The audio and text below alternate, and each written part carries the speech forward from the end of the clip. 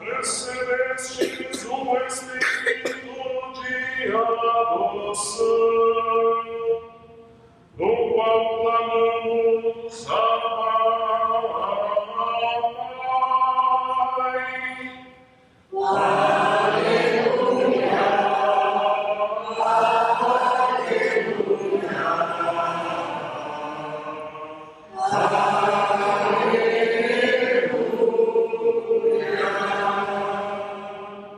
O Senhor esteja convosco. Ele está no meio. Proclamação do Evangelho de Jesus Cristo segundo Lucas. Glória a vós, Senhor.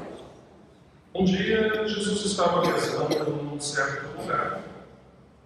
Quando terminou, um de seus discípulos pediu: Senhor, ensina-nos a rezar, como também João ensinou a seus discípulos. Jesus respondeu: Quando rezardes, dizei: Pai, santificado seja o teu nome. Venha o teu reino. Dá-nos a cada dia o pão de que precisamos e perdoa-nos os nossos pecados, pois nós também perdoamos a todos os nossos devedores. E não nos deixes cair em tentação. Palavra da salvação. Glória a vós, Senhor. Sentar-nos, caros, nesta quarta-feira, dando sequência às nossas catequeses nas missas de quarta, iniciamos algumas catequeses, iniciamos as catequeses sobre a oração cristã.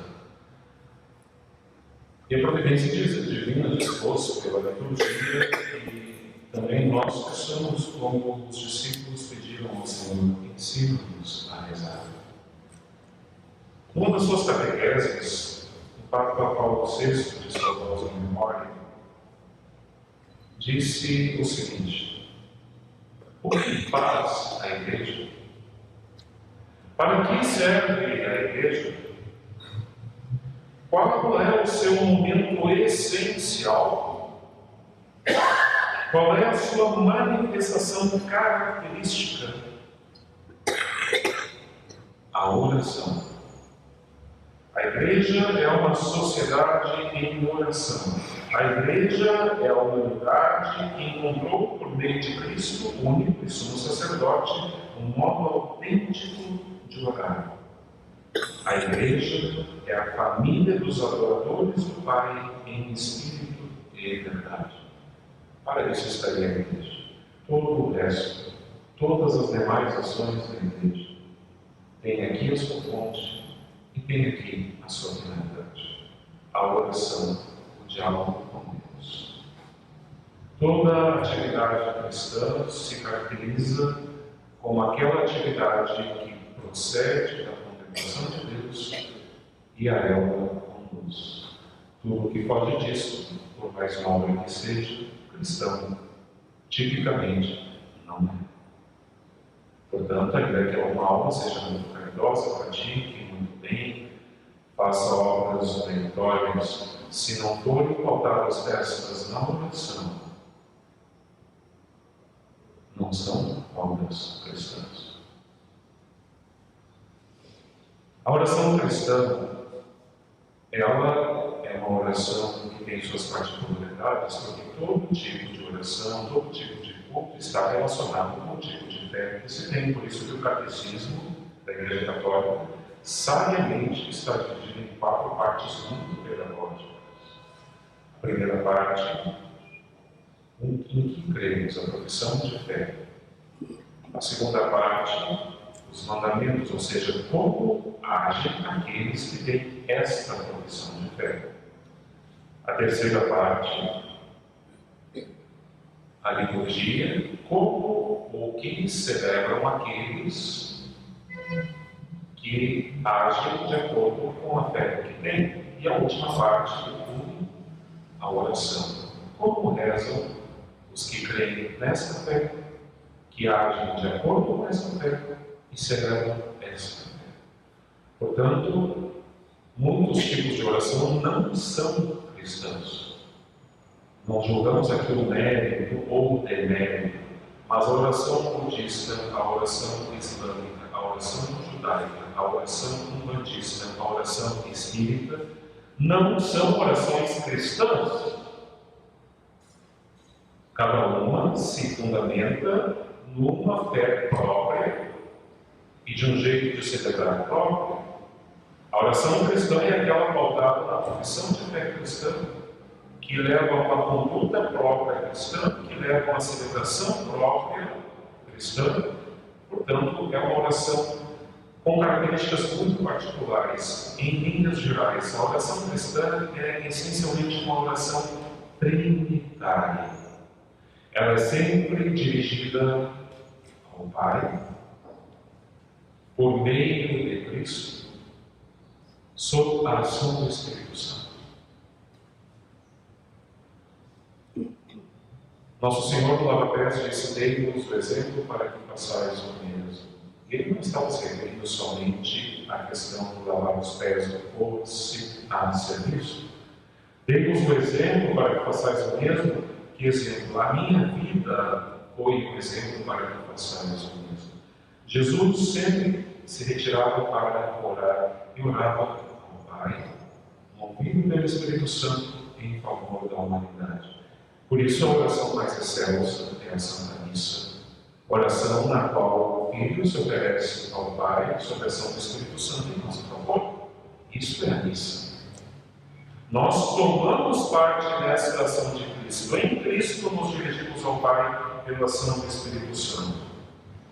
Portanto, a oração não é uma iniciativa, algo que parte de mim e se dirige para Deus. Não. Se é o Espírito Santo quem reza em nós, a oração parte de Deus. E na medida em que eu permito, colocando os meios, ela passa por mim e retorna para Deus, sempre beneficiando a humanidade, a mim e ao próximo. Como dito aqui em outra catequese, algumas quartas atrás, se rezamos ou deixamos de rezar, Deus em nada muda, não passa a ser mais Deus e deixa de ser menos Deus. Os beneficiados pela oração somos sempre nós, porque pela oração nos aproximamos de Deus. Então nós somos objeto da oração, nós somos os beneficiados pela oração. Não é que Deus precise se fortalecer com um número gigante de pessoas que estejam orando, assim como acontece na mitologia grega. Quanto mais as pessoas têm os deuses gregos, mais fortes eles são. Esse não é o Deus cristão. Nosso Deus não é mais forte quando rezamos ou deixamos de rezar. Nós nos tornamos mais fortes porque pela oração estamos mais unidos a Deus. Os grandes mestres espirituais, os bons mestres espirituais, porque alguns não vale a pena gastar 5 minutos da vida lendo, os bons mestres espirituais, quando tratam da oração, eles não tratam tanto dos métodos de oração, mas tratam, em referência a Deus de oração, tratam da necessidade de uma vida virtuosa, falam do exercício das virtudes. Por quê? Para ter boa vida de oração, precisamos ter domínio sobre as paixões, porque onde a carne grita, o Espírito Santo que geme não é ouvido.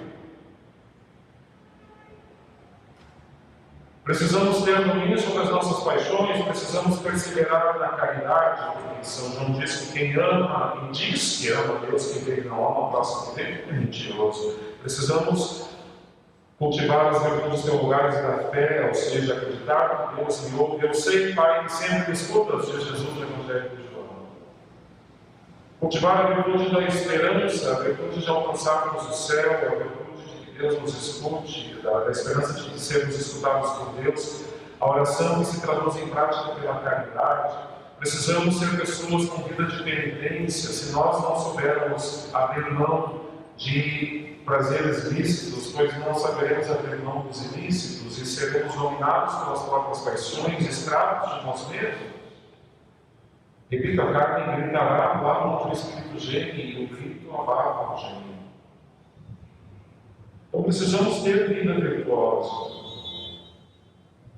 E os tipos de oração, petição, louvor, ação de graças, vão variar conforme a situação da nossa vida. São todos os estilos, as formas de rezar estão mescladas, porque se eu peço a Deus, eu peço na esperança de que Ele me escute, ou seja, na confiança filial de que sou um filho amado e querido por Deus.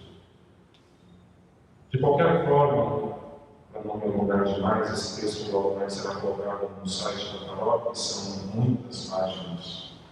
Não vou sobrecarregá-los com uma homilia de 2 horas e meia. O que importa é que tenhamos uma vida de oração contínua. Não somos monges, não. Os que estamos aqui, nenhum de nós é monge. Não tem dedicação exclusiva, consagração exclusiva a Deus para a vida contemplativa.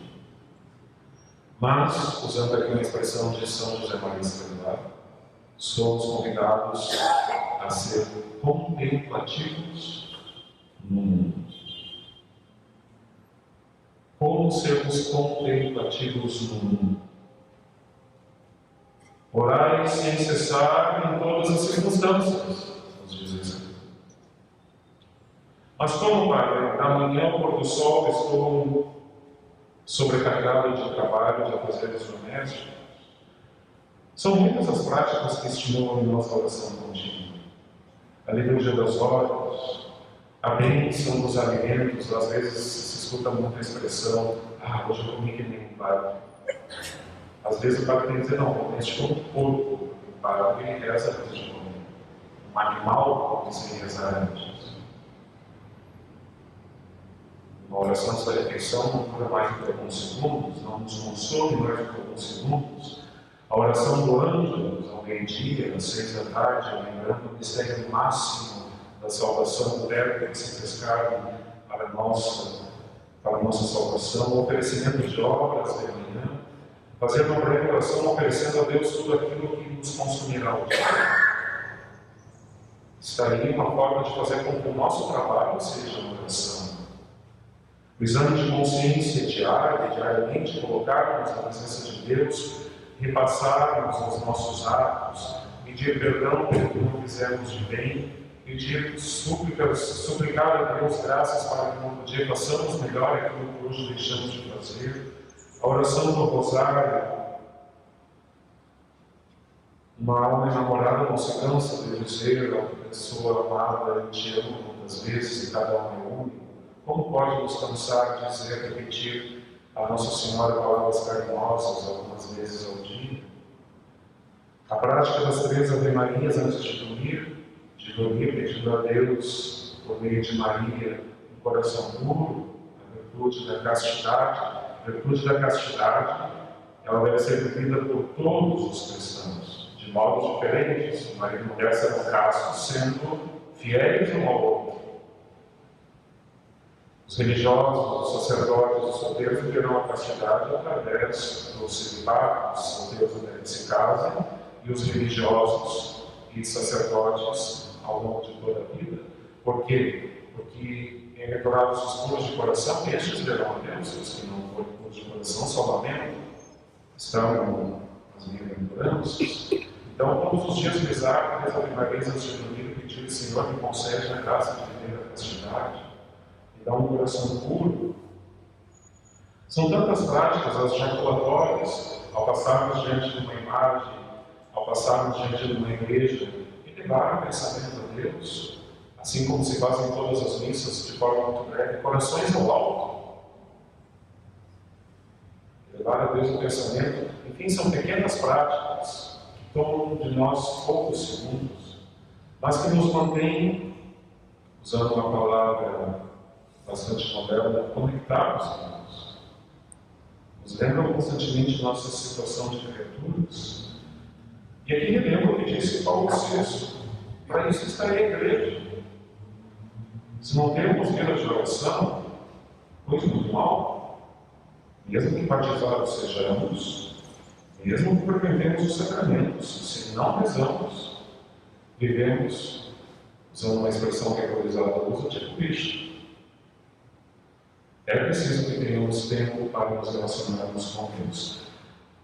Se custa dedicar um tempo para a relação com Deus, há que se questionar a fé. Porque se para aquele que diz que ama a esposa, mas nunca tem tempo para dialogar, aquele que diz que ama o pai e a mãe, mas nunca tem tempo para estar junto com a coração de esposa, não. Porque quem ama, isso é São Tomás que afirma, usando a filosofia de Aristóteles, o amor só satisfaz quando em possessão do objeto, só então se acalma. Quando amamos realmente, queremos estar junto daquele que amamos.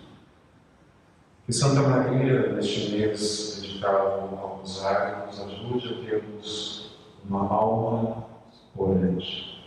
A estar em oração, quando hoje é o seu que seria a mãe de Deus.